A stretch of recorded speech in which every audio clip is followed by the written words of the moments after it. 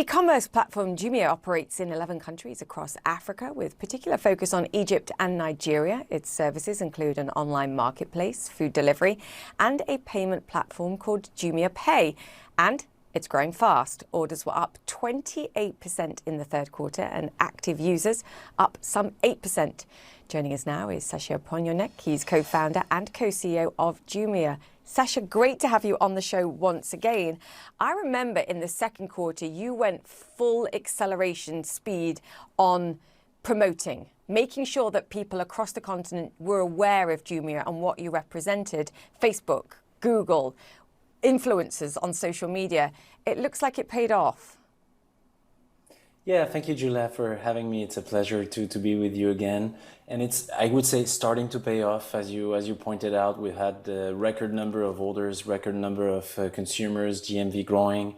So I think it's paying off, and this is happening on the back of course, good unit economics, right? Because we have been consistently improving our unit economics. So for us, as we announced a quarter ago, it's time to scale. It's time to bring the company to scale. And as we do that, also to achieve profitability through scale, and very pleased with the results of Q3 and hopefully more growth to come in the future.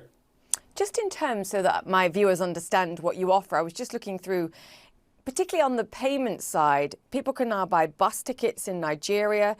Students in Egypt can now pay their university fees using the app. This is not just a way of paying for a shopping order online or a clothing item. You really are scaling up the capabilities of what the payment app represents. Is this the sort of growth and profitability potential in future for the company, do you think? It's one of them. Definitely, we want our core business, which is for consumers to buy, physical goods, to continue to grow. And I think that's the core of the business. And definitely, we want to see a lot of growth in that. And we've seen very good growth, especially, for example, of the fast-moving consumer goods category. And that is the core, I would say, of the business. And we want that to grow.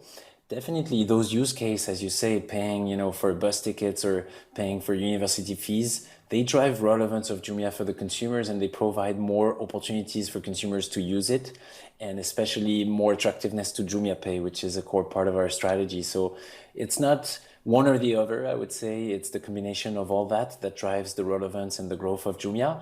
And of course, mentioning also the food delivery, which for us is a core category, doing very well, growing very well. We have an app called Jumia Food where consumers can order from restaurants, and also for grocery items, and delivered within 30 minutes in the main cities. So that is also growing very well. I think it's a combination of the three that drives a strong relevance and of course stronger growth going forward.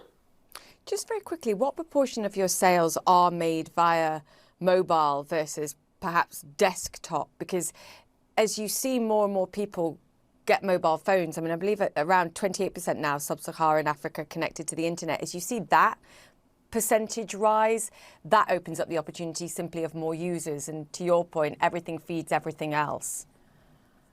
Definitely, and mobile, we exist, and Jumia has been able to thrive thanks to the mobile and to the internet access that the mobile has provided to millions of people. And we see, of course, the vast majority of our usage and the browsing and the buying happening on mobile. We see also some users who like to stay at home from the computer or from the office. So, some users like to still do that. But definitely, I think the mobile has revolutionized the way consumers in Africa, the way individuals and people access the services and access the internet.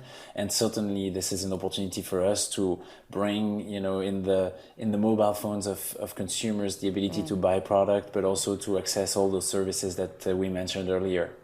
And you're heading towards the holiday season as well, and Black Friday's big event here in the United States and in other places around the world. I believe Nigeria is also adopting it, and it's going to be a big moment for you. How many people are you expecting to make purchases, or are you hoping make purchases in the marketplace? And obviously businesses on board ready for that.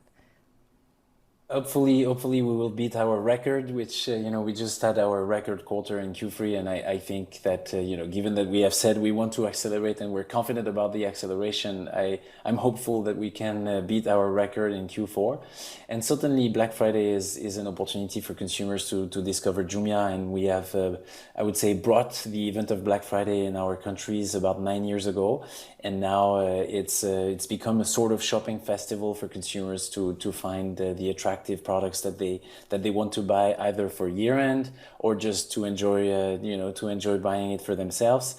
And there are countries in Africa where the shopping holiday goes until December, but also into January, because you've got a lot of consumers who will get, for example, their year-end bonus at the end of December.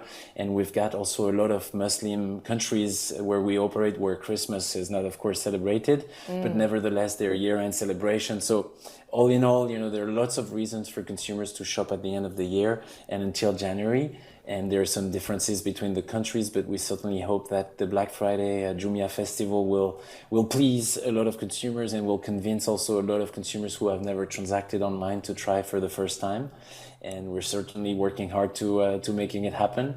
And this is also, we are a marketplace, so this is the time for our sellers to do a lot of business. And our sellers have been suffering a lot with COVID and with a lot of disruptions on the supply chain, etc. So we're certainly hoping that they will do very well. And it's not just Jumia doing well here. It's a lot of sellers and it's a lot of logistic partners who are in this together to thrive. Yeah, absolutely. Come back next month, please, and talk to us and let us know how it goes. And we'll talk about those supply chain issues too. Sacha, always great to chat to you. Thank you. The co-founder and co-CEO of Jumia there. You too. Thank you.